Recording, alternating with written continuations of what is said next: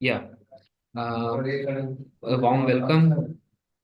A warm welcome to second presentation of Cycle 2 basic module and basic module on infectious disease.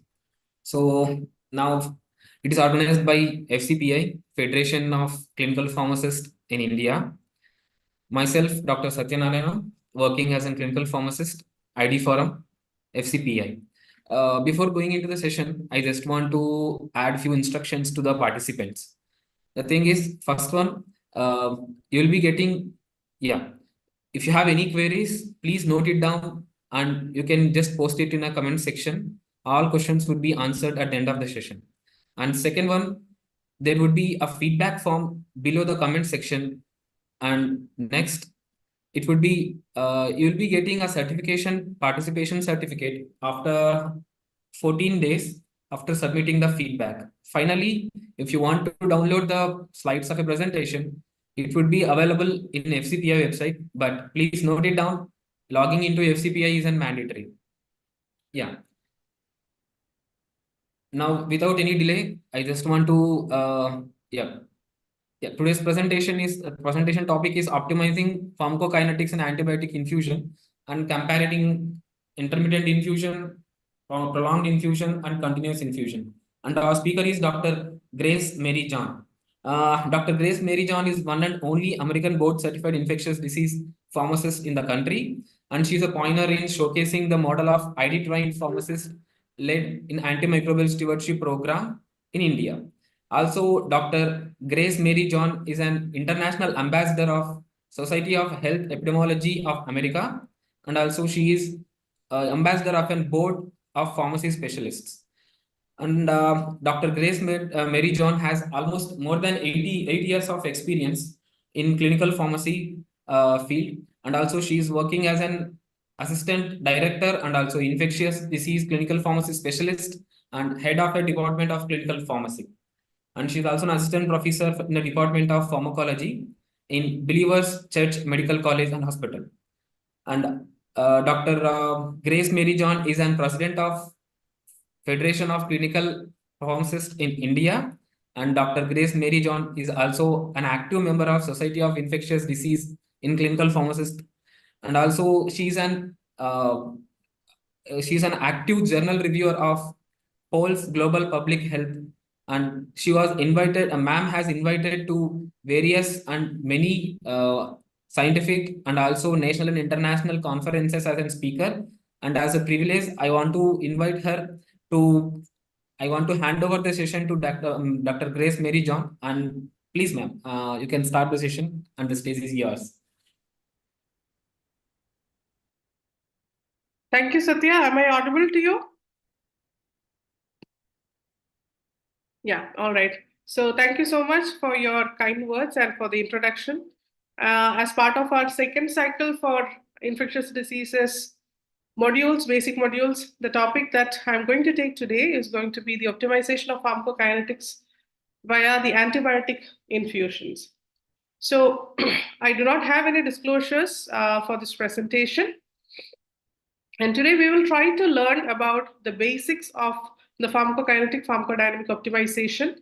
And especially this presentation is going to be typically on time-dependent antibiotics, and then as to how we select our patients and how to critically evaluate the literature that is already available, and to summarize the international consensus recommendation on beta-lactam prolonged infusions as we go through this literature together, and what are the final recommendations as to whether to use it or not for the population that we are having in our mind.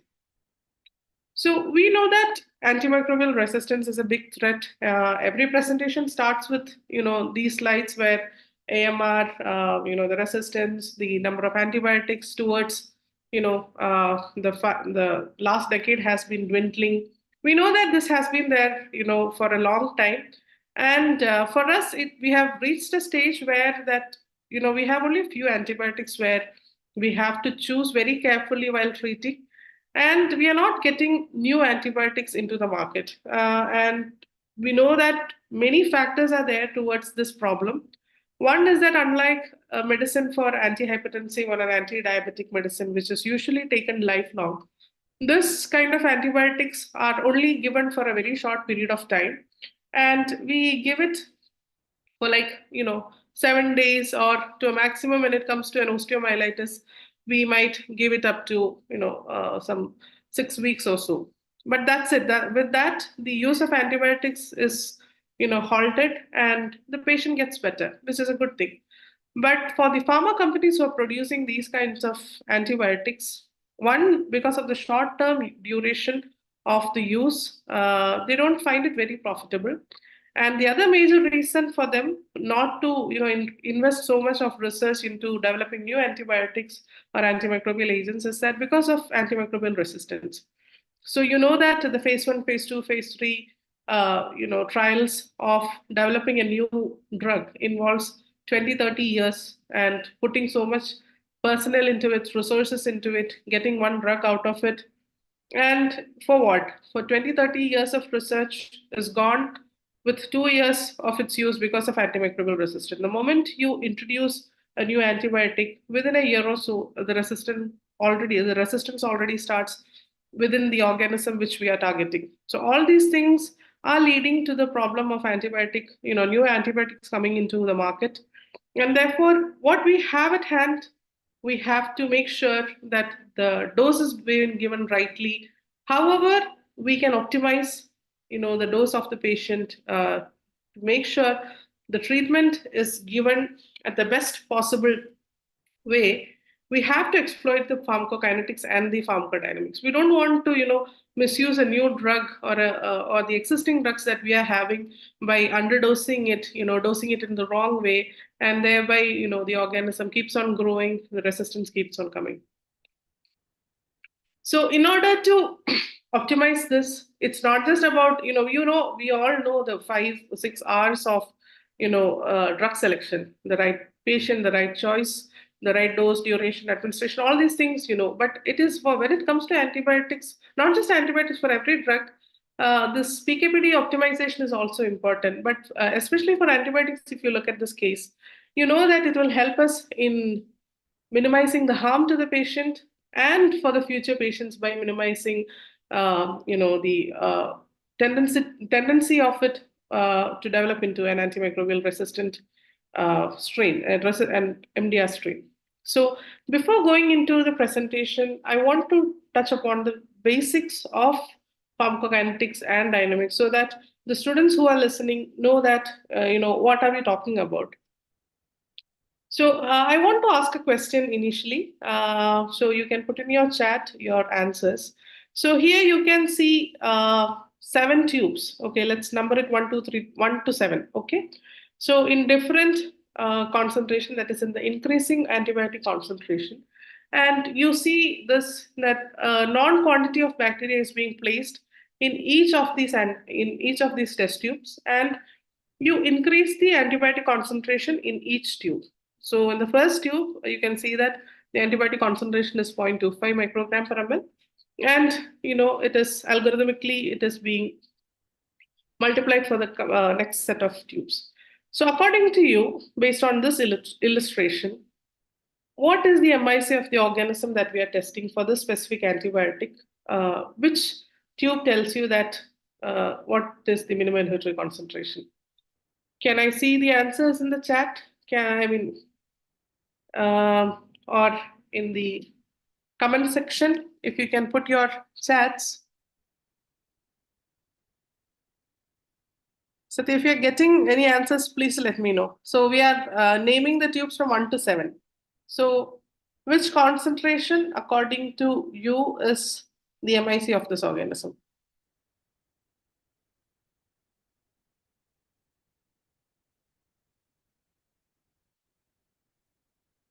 Have you received any answers so far?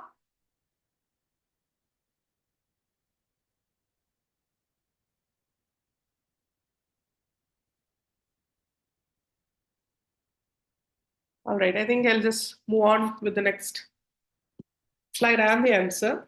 So basically, when it comes to minimum inhibitory concentration, it is a concentration of an antibiotic which results in an inhibition of the visible growth of the organism. So in this one, tube number 5, which is 4 microgram per liter, is the MIC of the organism that we are talking about. So MIC is visible inhibition of growth with an antibiotic. So this is our MIC. Now,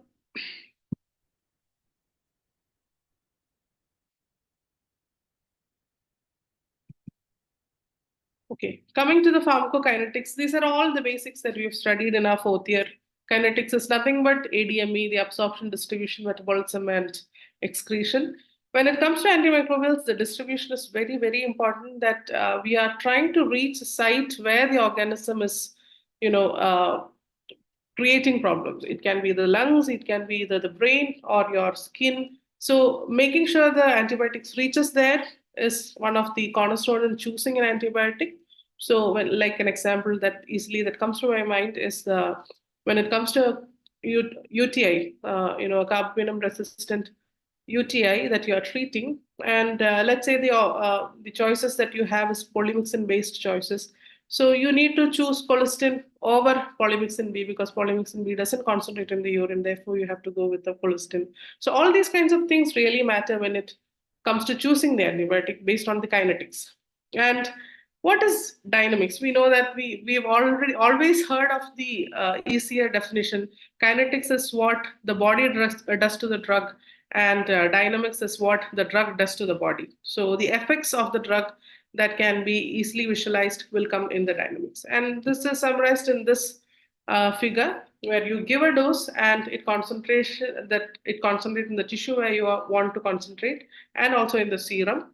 So that is basically your kinetics, and slowly your metabolism excretion starts. So that is one part.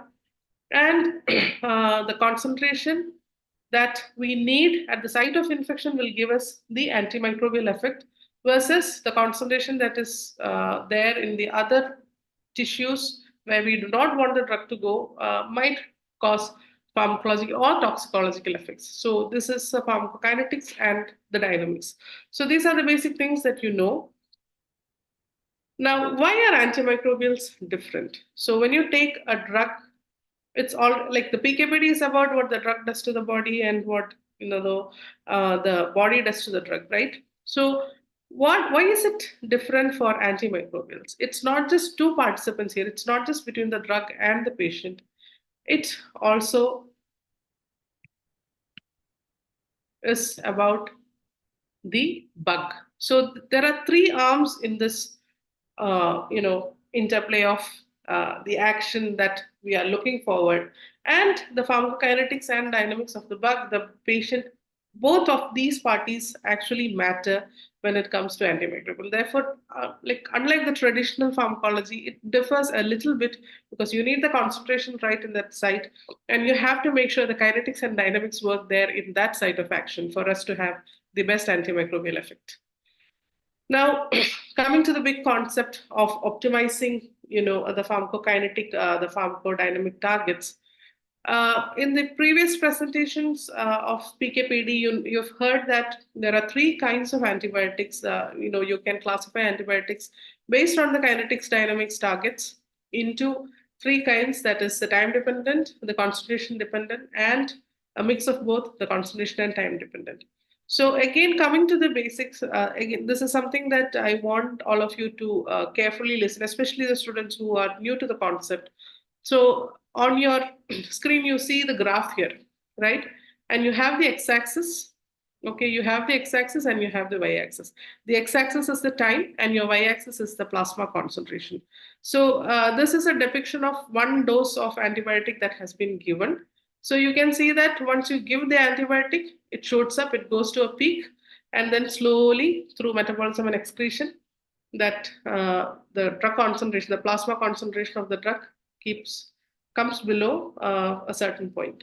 And you can see that red dotted line there, that is the minimum inhibitory concentration. So we are talking about 3 kinds of PKPD targets: time dependent, concentration time dependent. So one thing, the basic kinetics that I want everyone to understand is that time dependent is the x-axis. It's that, how much time you can extend it. Okay. The more time you give the antibiotic, above the MIC, like the beta lactams, that will ensure the best effect of the antibiotic. Okay, so the x-axis matters in this case for time-dependent organisms. As you can see, this x-axis is what it matters. And when it comes to the concentration dependent, it doesn't matter how long you give, how short you give, it only matters as to what is the plasma concentration. What is the highest concentration that you can reach with that antibiotic, like the aminoglycosides we have, for example, which is a concentration dependent, and a lot of the host of other antibiotics which comes under the intermediate category where both matters. It's not just the concentration, it's also the time, and therefore the area under the curve. Whatever you give, whatever amount you give for whatever time, and the concentration will make sure that you have the best PKPD targets to target that specific organism. Okay, so these are the three major categories of kinetics.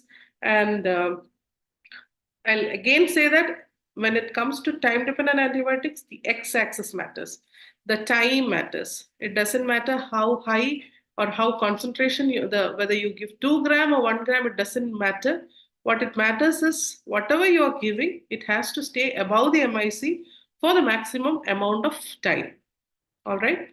So here you can see that when you give this shot of antibiotic, the first shot, if you see here, it goes above the MIC at this point, and then in about some time, it comes down below the MIC. So below the MIC, the drug will not have the best impact as it can have above the MIC. All right. So based on this, the pharmacodynamic properties, this is a free drug concentration that is above the MIC. The concentration, the maximum concentration is to the MIC ratio, and the fraction of area under the curve over 24 hours to the minimum inhibitory concentration. So these are the three primary targets of antimicrobial pharmacodynamics of antimicrobials. Now we know that again, I've told you that time dependent means that amount of drug that is above the MIC, the free drug concentration, will determine the best effect, versus the concentration dependent. However high you can get, however concentrated you can get, the antibiotic will determine. And it has been proven that 4 times the MIC, 4 times the MIC prevents kind of resistance when it comes to time-dependent antibiotics, whereas the higher concentration will help you prevent the resistance in the concentration-dependent antibiotics. And time-dependent antibiotics usually have a shorter half-life, but when you compare it with the concentration-dependent antibiotic, they have a longer half-life. Therefore, you can give it as once daily dosing rather than splitting it up into different doses. Now, how do we make sure that whatever I'm giving, so I'm going to talk purely about beta-lactam antibiotics here. So you think about your carbapenems, you think about your piperacillin tazobactam, you think about your cefepime. These are antibiotics that I'm having in mind for this presentation. So for these antibiotics that I told, let's say, for example, meropenem, how can we make sure that whatever dose you're giving for meropenem stays above the MIC for longer time? So there are 3 strategies that can be done. One, you can increase the dose. So when you increase the dose, your peak will be high, but because you're giving so much dose, it will take a little bit more time for it to fall below the MIC. But the problem is that when you increase the dose, it can cause toxicity. Second one is to shorten your dosing interval. So instead of giving it, 12th hourly, maybe you can thinking of giving it as 8th hourly, because you are slowly giving in between, so that as and when the drug is about to fall below the MIC, if you are able to introduce the next dose, it again goes up the MIC. So shortening the dosing interval. And the third strategy is prolonging the infusion time. Okay, you don't give it all at once, you just give it slowly over time. So these are the 3 strategies with which we can make sure the free drug concentration stays above the MIC for the maximum amount of time. All right. So again, for this presentation, as the title stands, optimizing the pharmacokinetics through antibiotic infusion. So I'll be talking about the role of prolonging the infusion time when it comes to beta-lactam antibiotics or the time-dependent antibiotics. So how can we do this? What are the prolonged infusion strategies, administration strategies that we have? So again, one question that I want to ask to the students who are listening is, what is the standard administration time of any injection? Therefore, let's say whether you want to give usual ceftriaxone, what is the usual infusion time? Is it given over 1 minute? Is it given over 2 minutes? Is it given over 5 minutes, 10 minutes, 15, 30, 60? What is the standard infusion time for a drug? For an antibiotic, I would say an antibiotic, unlike, you can exclude your vancomycin and other things for which already you have to give it over a long time, otherwise you will end up in red wine syndrome. So what is the standard infusion time? This is something, the concept has to be very clear with all of you. I hope you have in your mind, at least you have thought of an answer as to what in your mind is this standard infusion time. So the standard infusion time is usually 30 minutes. Okay, it's usually half an hour. So we are talking about not giving it as a standard infusion, but giving it as a prolonged infusion. So there are two ways of giving a prolonged infusion. You can either give it as a continuous infusion. So how do you give the continuous infusion? Let's say, again, a question which I love asking our interns or the fifth years, what is the usual dose of meropenem for a day for a patient who doesn't require any renal dose adjustment? What is the normal dose of meropenem per day? Or what is the dosing frequency? I'm asking this question because I know the chat will not be accessible for you to put in your answers. So you can think of your answer. Okay, what is the usual dose? This is again, as clinical pharmacists, we must know the dose of all the commonly used drugs and their frequency. All right. So again, the answer is 1 gram Q8H is the usual dosing of meropenem. So in a day, you give it 3 times and you give 1 gram each. So the total dose you're talking about is 3 gram. So when it comes to continuous infusion, what you're going to do is that instead of giving 1 gram over 30 minutes 3 times a day, you are giving 3 grams over 24 hours. Okay, that is the continuous infusion, the concept behind continuous infusion. There are problems with that. I'll come to that at a later point of this presentation. Just for the, the technicality of it, I'm just saying. So whatever is the total dose that you want to give, you give it over 24 hours is your continuous infusion. Okay, you don't stop in between, you just give it throughout 24 hours. And there is the other strategy where instead of giving 24 hours and instead of giving 30 minutes, you give it for a longer time. Okay, so like 3 to 4 hours. Okay, you can give 3 hours for meropenem, you can give 4 hours for piptazo, and even some literature suggests you can give 4 hours for cefepime as well. So extended infusion, instead of giving standard, instead of giving continuous, you come in between and you give for a longer period, that is 3 to 4 hours. So what we are talking about is, if it is 1 gram meropenem, I'm going to give the 1 gram over 3 hours. The next 1 gram, when the dosing is coming, again, I'll give it for 3 hours. And the third dosing also, I'll give it for 3 hours. Okay, a total of 9 hours, you'll slowly give the meropenem at the specific dosing interval based on the Q8H calculation.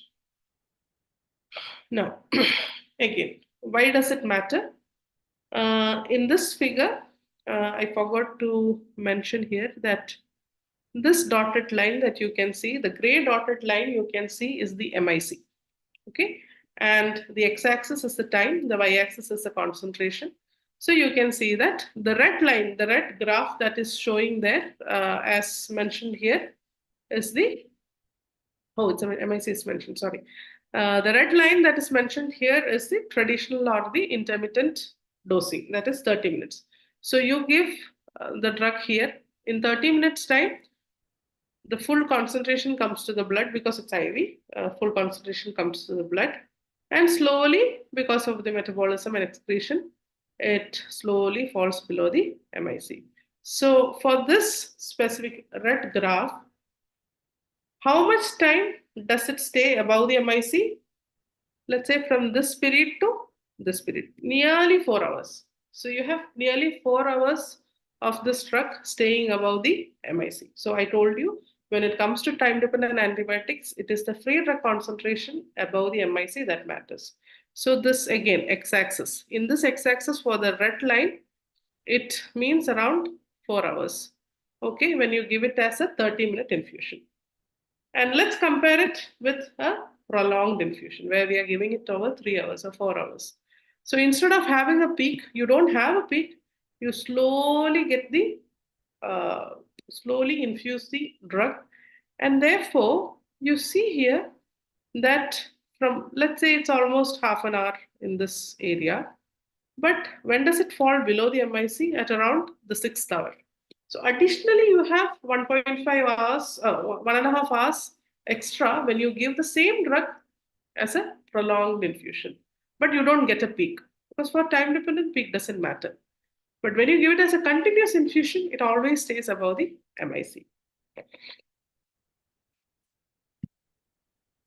Now, this is one example that I could find to help you understand it on a real basis. That is meropenem 500 mg that is given over the short infusion versus the extended infusion. You can see that by the 4th hour, when you give it as a rapid infusion, it falls below the MIC. So 4 hours for this drug.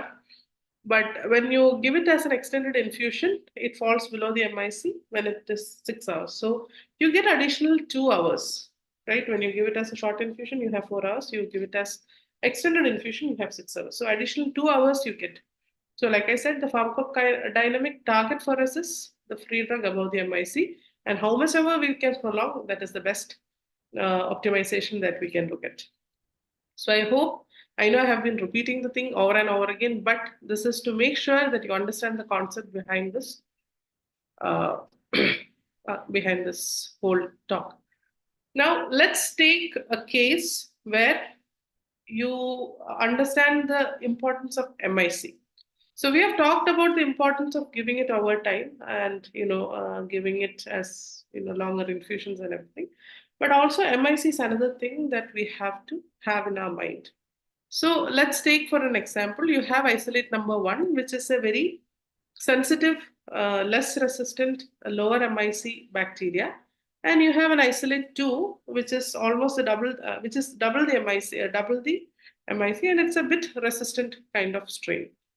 So when you give the standard infusion, the bolus infusion of a beta-lactam, again, if you can look at this graph, for isolate 1, that is a less resistant, the below this dotted, the second dotted line here, which shows the concentration MIC. You can see that when you give it as a bolus, the drug drops below the MIC when it is around 2.5 hours here. Okay, out of the 5 hours for the drug, around half, that is 50% of the time for the dosing interval, it is kept above the MIC. Okay, but when your MIC is higher, for the isolate that is with a higher MIC, you can see that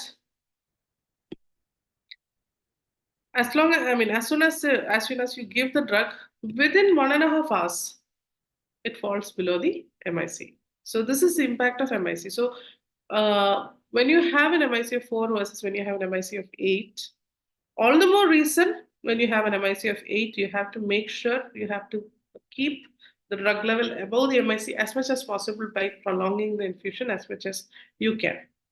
All right.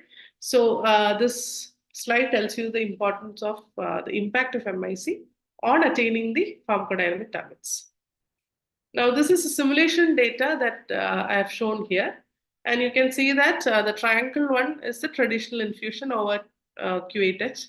The circle graph, the circle line is the prolonged infusion over the 8th hourly timing.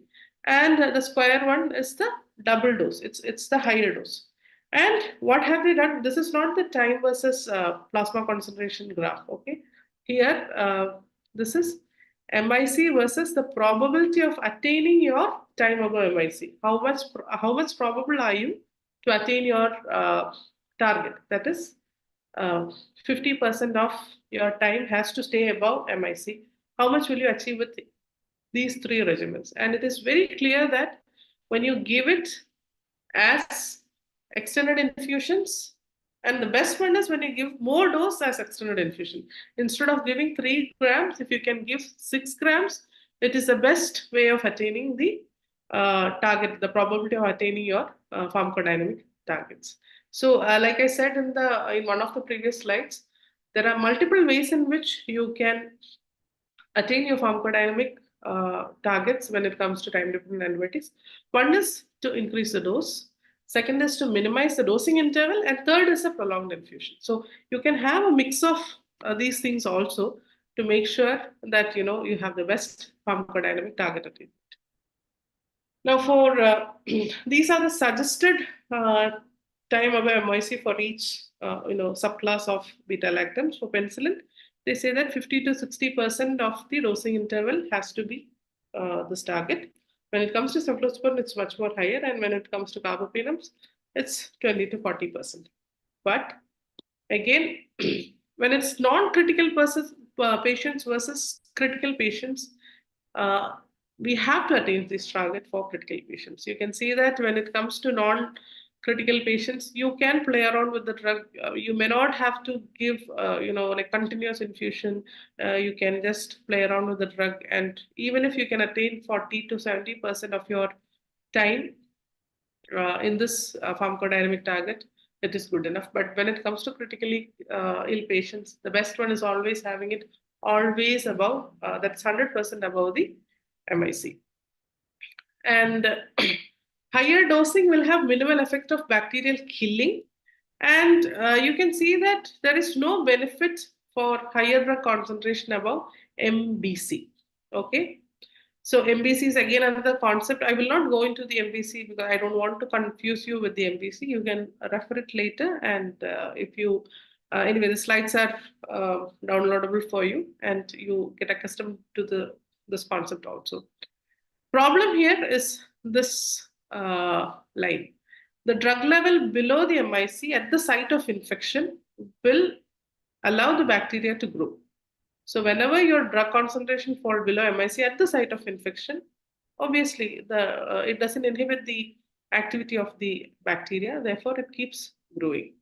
Therefore, infusion time matters, and this is generally true for gram-negative infection, and it is not. We are not talking about gram-positive infection like Staph aureus, Streptococcus. We are talking more about E. coli, Klebsiella, Acinetobacter, Pseudomonas, because beta-lactams do not have post-antibiotic effects when it comes to gram-negative. Okay, again, a concept. I will not go into the details of it. So, what are the good things about prolonged infusion? We know that it will help you attain the pharmacodynamic targets and therefore give you a favorable outcome. It decreases the mortality. It can decrease the total daily dose in some studies, like for piperacillin tazobactam, the 3.375 gram Q6H is something that can be used when you give it as prolonged infusion rather than 4.5. But we in India, I don't think we use that dose here. And by increasing the target probability and in attaining a better control of the infection, you can decrease the length of stay. Thereby, all these things helping us to make it cost effective. But again, now coming to, I've told you there are certain crux when it comes to the prolonged infusion. That is one, if you want, obviously, when I ask you which is the best way of giving an antibiotic as a prolonged infusion, is it going to be the 3-4 hours or the 24 hours? Obviously, from the logic, it means that 24 hours giving the antibiotic is the best way to go ahead, right? And it helps us make sure that it doesn't go below the MIC also. But the problems associated with continuous infusion is that you need to have an IV line dedicated for this. And those working know that how difficult it is to get a line for a patient, especially children and critically ill patients or all edematous. It's difficult to get a line, and you have multiple other drugs that we need to give, especially for the critically ill patient. So having a dedicated IV line is always something that is a feasibility problem when it comes to administering a continuous infusion. Second one is stability. So that once you reconstitute meropenem, the reconstituted meropenem, they say that below 4 hours, it is, beyond 4 hours, the stability is questionable. Therefore, you can't just give one vial of, let's say you take all the 3 grams of meropenem together, you reconstitute it, and you can't give it over for 24 hours because of the stability issues. So that is again one thing. And the other problem is incompatibility. These are all real problems. These are all feasibility problems that we have to keep in the back of our mind when we consider, when we tell them that, when you tell our doctors about interventions regarding, hey, let's give it as 24 hours and all these things. These are all the feasibility things that will affect the prolonged infusion timing. So now coming to the potential Y-site incompatibilities, there are a lot of Y-site incompatibilities, especially in the ICU with patients with multiple IV drugs. And I've just highlighted the 2 major drugs that we use, that is the piperacillin tazobactam and meropenem, and the Y-site incompatibility. You can see that insulin, midazolam, amiodarone, labetalol, bicarbonate, ondansetron, these are all very common medications that we use for patients. So this is again something that as clinical pharmacists, especially those working in the critical care setting when we are administering this prolonged infusions, these things do matter. And once the drug becomes incompatible, it is as good as nothing, right? So again, always check your Y-site incompatibilities whenever, because the nurses, they might not know, they know about the Y-site incompatibility, but they might not know which all drugs will be incompatible. So that is again our role in highlighting, okay, you can't give this with this certain injections. All right, and choosing your patient, like I said, is very important. We have talked about, okay, so less than 18 years, patient receiving medications in emergency, because emergency is usually the first place where your septic shock patient will come. So the first bolus is always required. It cannot be a continuous infusion. The first loading dose always has to be your rapid 30 minutes standard infusion. Okay, the first dose always has to be 30 minutes. The subsequent doses, you can, if it is feasible, you can go ahead with your prolonged infusions, but not the first dose. Therefore, whenever a patient is coming to the ED, that is something that we have to keep in our mind. Cystic fibrosis, neutropenia, transplant, all these are being said because the data is not so solid for them. And obviously, patients who we do not have an IV access is again a problem. And one thing I really want you to understand here is the once daily dosed antibiotic. So when we're talking about beta-lactam, ertapenem is also a beta-lactam. So ertapenem, if you, the usual dose is 1 gram Q 24 hourly. So there's no point in giving ertapenem as a 30 infusion versus a 3-hour infusion, because it stays in the body for a quite long time. That's why the dosing interval is 24 hours. So for a drug like that, where it is once daily dose, it is usually given, it stays above the MIC for a longer period than the other drugs that has to be frequently dosed. Okay, so this is something that our doctors will tell us, that unless whatever you're saying is backed up by your evidence, backed up by the literature, backed up by the data and research, they can't hear a word you say. And therefore, it is important for us clinical pharmacists to understand the data, the literature that is behind these recommendations. So I'll take you through, the years of studies, the major studies that have come out with relation to the prolonged infusion. So the first study I want to highlight here is in 2015, the Blink-2 study, which was a randomized controlled trial see here, in all these studies I have mentioned the number of patients, what category of patients, and which antibiotics they used, and what was the conclusive result, or the crux of the whole literature that came out. Okay, so in the Blink-2 study, which was done in 25 ICUs with patients with severe sepsis, and it included nearly 400 patients, and they did it on beta-lactam. This study came out as like giving prolonged infusion for beta-lactam does not have statistically different statistical difference when it comes to ICU-free days, clinical rate, duration of bacteremia between the two, and it was not a good data that was saying that okay, you can go ahead with prolonged infusion. So this is one of the major studies that came, which was not against, but not recommending that it should be given as prolonged infusion. But then in Lancet, this Vardakas et al., they made a meta-analysis of 22 randomized control trials and for beta-lactams and around 2,000 patients. They found that the mortality level was 30% less when you gave it as prolonged infusion. Okay, so this came out in 2017. And it was a good study saying that, okay, you may go ahead with prolonged infusion rather than standard infusion. And subsequently in 2018, again, a meta-analysis with double the number of patients, and that too critically ill patients with piperacillin and tazobactam. They also came out with similar data suggesting that the mortality was reduced to nearly 30% in those receiving prolonged infusion versus those receiving standard or traditional or intermittent infusion. But there was no difference between the toxicity. That is exactly what we want. So, which was again a good study, which good literature that came out with good data.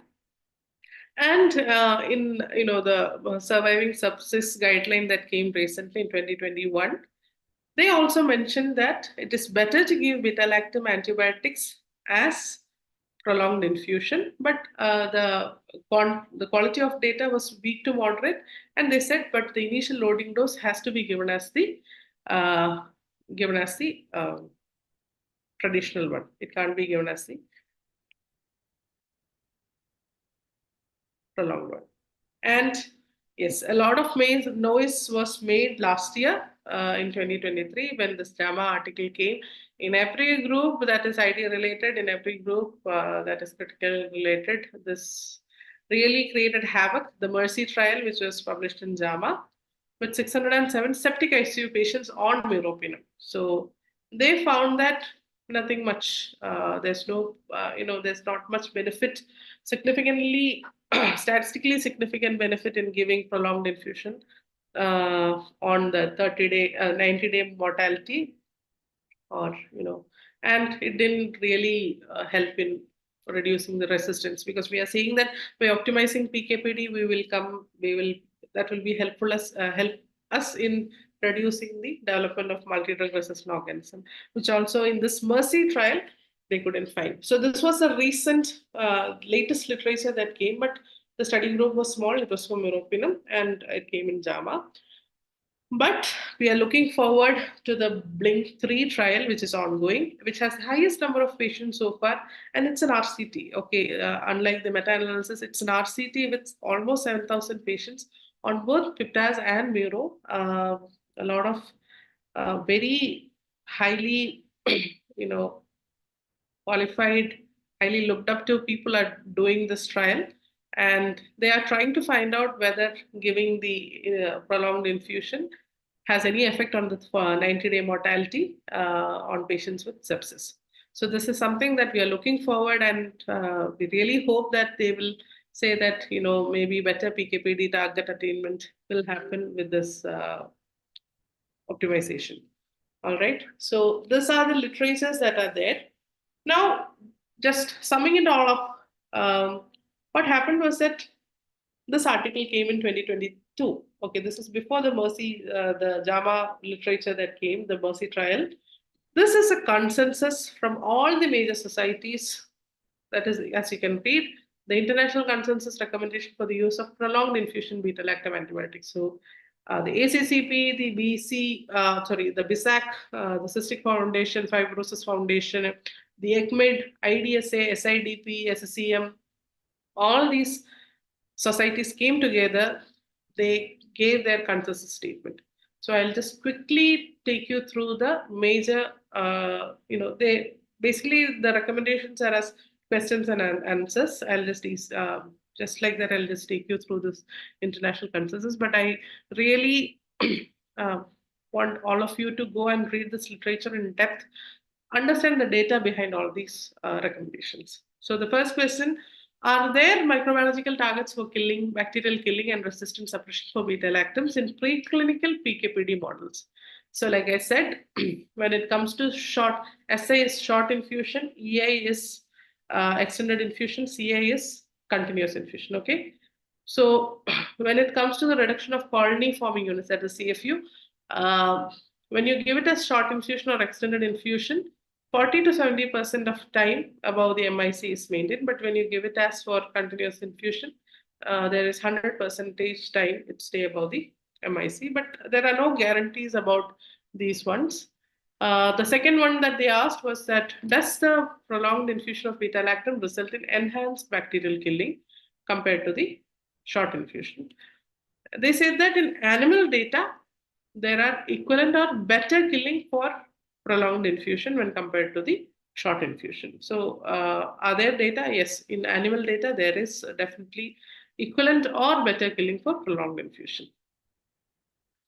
The third recommendation based on whether prolonged infusion beta-lactams minimize resistance. So again, they said that it looks as if they are capable of the prolonged infusion are capable of reducing the emergence of resistance. The fourth one is, what is the role of TDM? Okay, the role of therapeutic drug monitoring. They say that it has to be patient to patient, indication by indication, drug by drug basis.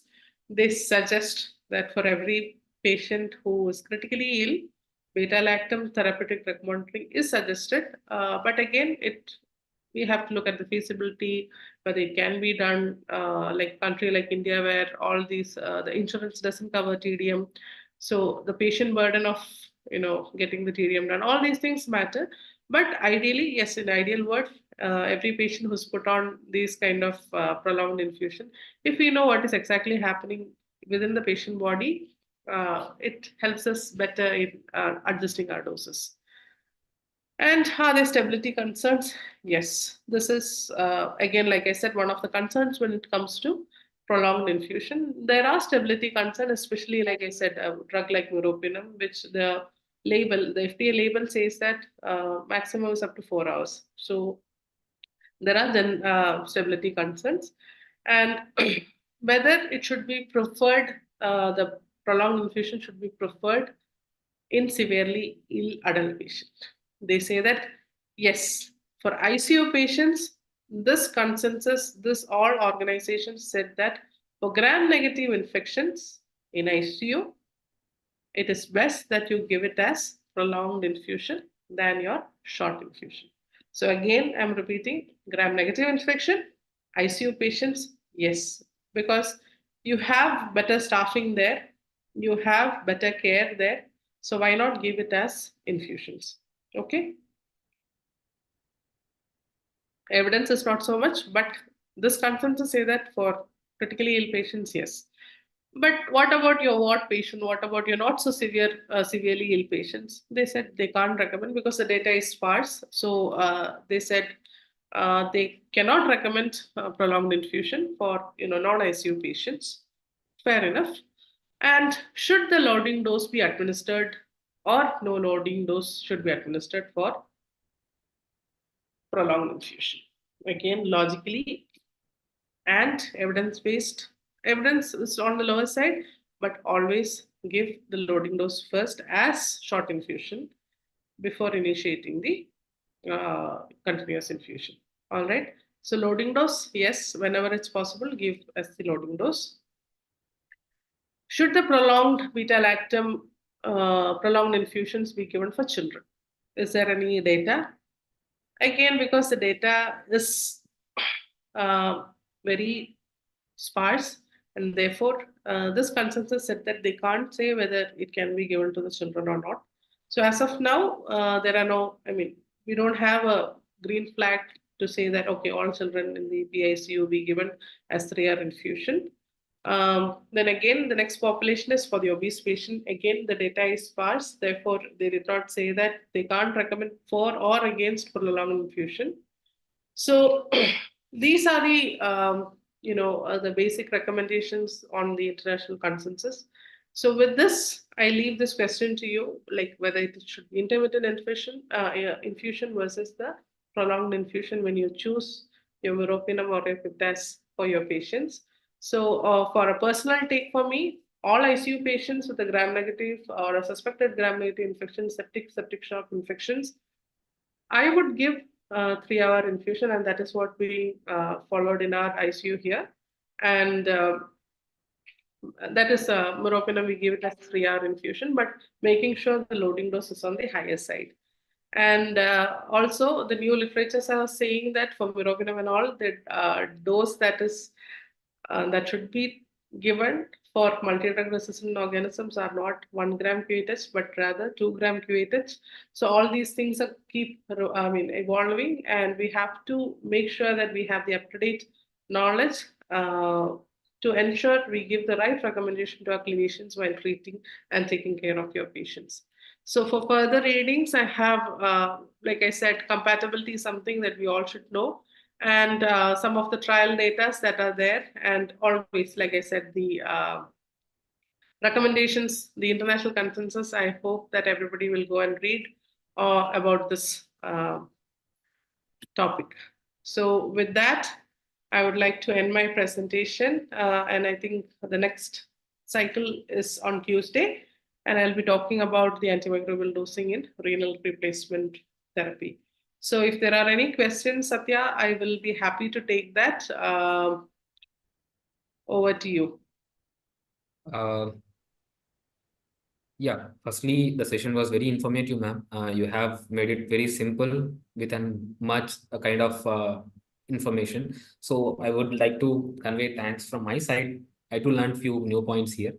There are a few questions, ma'am. The first question is regarding ceftazidime avibactam plus aztreonam. When we are giving this combination, should we give it? Should we start the infusion at the same time, or should we complete one and we should go with another one? So this is first question. Yeah, thank you for that question, and that is a great question. This is something that we teach our nurses here. We have nursing classes every month. So every time we tell them, one of the common medication errors that can happen is this combination, the ceftazidime avibactam with aztreonam. We know that ceftazidime avibactam, the aztreonam combination is given so that when it comes to the carbapenem resistant organism. Yeah, before getting into that point, I just want to mention that if you have noticed the dosing of ceftazidime avibactam and aztreonam, what is the dose? It is 2.5 gram Q, 2 to 3 hours. Already, right now, the new antibiotic, the new beta lactams are coming with an extended interval dosing. They are already suggesting an extended interval dosing for the new antibiotics, even though ceftazidime we have given earlier as 30-hour infusion, and just adding an avibactam, which is a beta lactam inhibitor. Already the new drugs are being recommended with an extended dosing. So that is one thing that you have to notice. And therefore, even for aztreonam also, the dosing is like of ceftazidime. So coming back to the question, we know that aztreonam is given so that the NDM part is taken care. You know that in carbapenem resistant, there are 5 major classes of carbapenemases that we are trying to target. That is the KPC, the OXA, the IMP, the WIMP, and the NDM. Okay, and in India, we are majorly concerned about OXA. We are majorly concerned about NDM. Okay, so ceftazidime avibactam is given for the OXA, and NDM for covering the NDM, we give the aztreonam. But what we have found recently is that most of our, at least in my institution, most of our cultures are growing either Klebsiella or E. coli, having both these enzymes. Okay, OXA and NDM are there, in the organisms that are growing. Therefore, which means that if you don't give it together, if you don't give the infusions together, but there is a higher possibility that if you give ceftazidime alone initially, by the time it reaches the site of infection, the NDM will lyse it, the ceftazidime. Okay, and by the time you give aztreonam as a second infusion, the oxa will lyse it. So in order to minimize that risk of lysing of this antibiotics by these carbapinamases, it is always better to give it together. But again, the feasibility and all these things are there. We do not have data. I think I have seen a few, but I don't know whether it is data backed, research backed, saying that it has to be given together. But I don't know whether data is there saying that if you give it one after the other, there is more harm. But I feel that slowly that data also will come up. Okay, so it's always better to give it together. Yeah, thank you, ma'am. And the next question is regarding the one more molecule, ceftriaxone sulbactam. When dealing with this molecule, going 2 gram BID is better or going 3 gram TID, which would be the better one for urinary tract infections? Ceftriaxone sulbactam. That what we use here is 3 gram Q8H to 3 gram Q12H based on the population that you have at hand. So if it's a very sick patients, I would say Q8H 3 gram is the dose that we advocate for rather than giving a lower dose. Like I said, when it comes to beta lactams, higher dose, better frequency always works. But you have to see whether any kind of toxicity, because cephalosporin, CNS toxicity, all these things, you have to keep in your mind. So whenever a patient is not doing, all of a sudden not well, not responding, all these things are happening, just think whether it is because of the, dose also. And I'll tell you my experience here. When a few years back, I think, I don't know, in believers have corrected it. I saw the prescription as 1.5 gram Q12H for ceftriaxone sulbactam. I've only seen that dose, but the first moment I realized that a lower dose is actually being given, we made a policy within the hospital. We did an audit on this one, and we presented this data to the medical board, saying that more than 50% of the doctors are giving a lower dose, that 1.5 Q12H, and we changed it into 3 gram Q12H or 3 gram Q8H. The full dose has to be given, because this is a beautiful drug where you don't need to even renally adjust the dose also. So ceftriaxone sulbactam, I would say 2:1, 3 gram is the best dose to go ahead. And if you can give more frequently, but only for the severely ill patients, I would give the Q8H. Because again, coming back to ceftriaxone sulbactam, it's not an FDA approved drug. It's not approved in the UK. You don't have much data as to the dosing. All data that you look for is lies in Japan, China. Nothing that is authentic, good data that you can say, okay, this is the dose. But I believe 3 gram Q 8 to 12H is something I would advocate for. Yeah, thank you for addressing, ma'am. There are a couple of questions. Can I go ahead, ma'am? Yes, please. Yeah, the same thing which you repeated during the session. Going with Piptas 4.5 TID versus going with Piptas 3.75 QID. What would be the better choice for all the respiratory tract infections? The first question I would like to ask back is, do we have the 3.375 gram available in India? I have not seen it. It is available internationally, but I have not seen 3.375 gram available in India. But if you look at the guidelines will say 3.375 and all these things.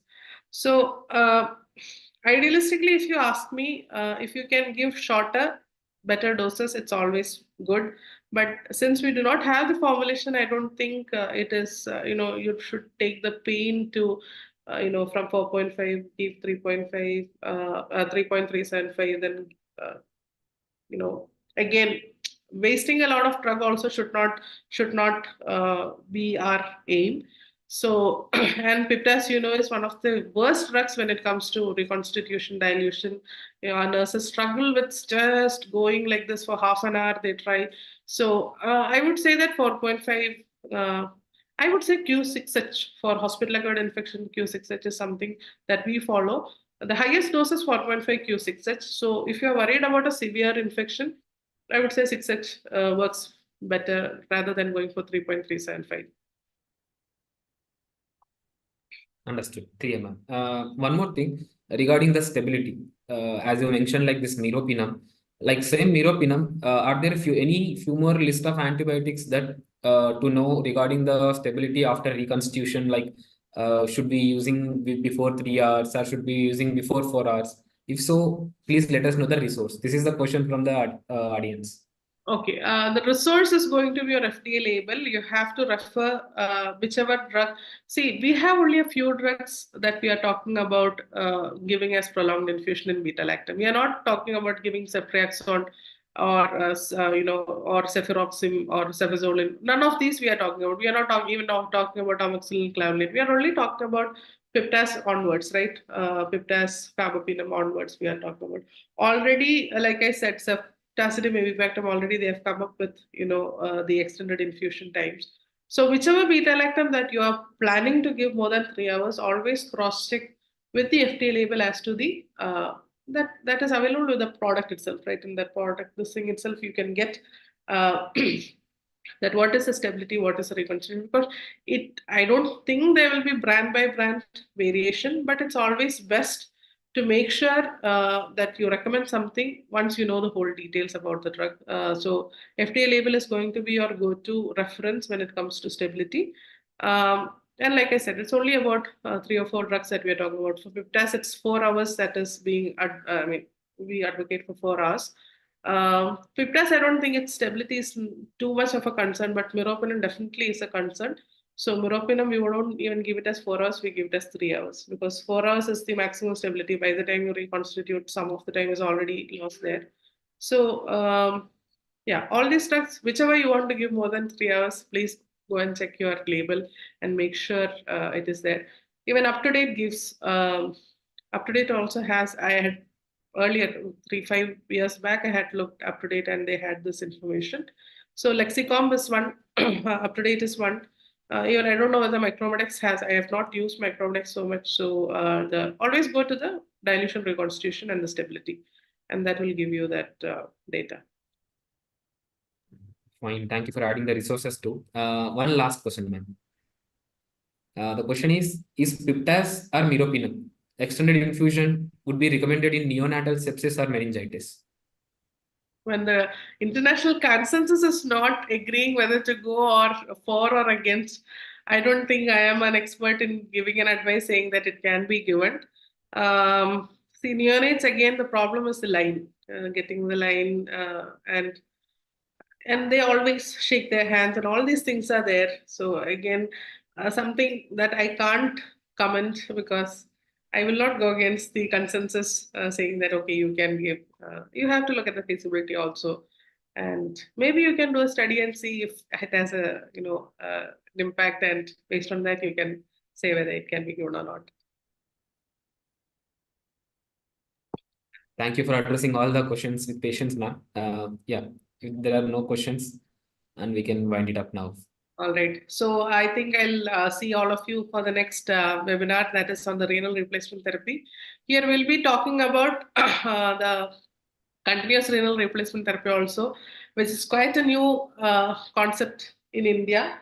And I hope to see all of you for the next presentation as well. Thank you. Have a good night. Bye. Thank you, Satya. Yeah, thank you, ma'am. Have a nice day.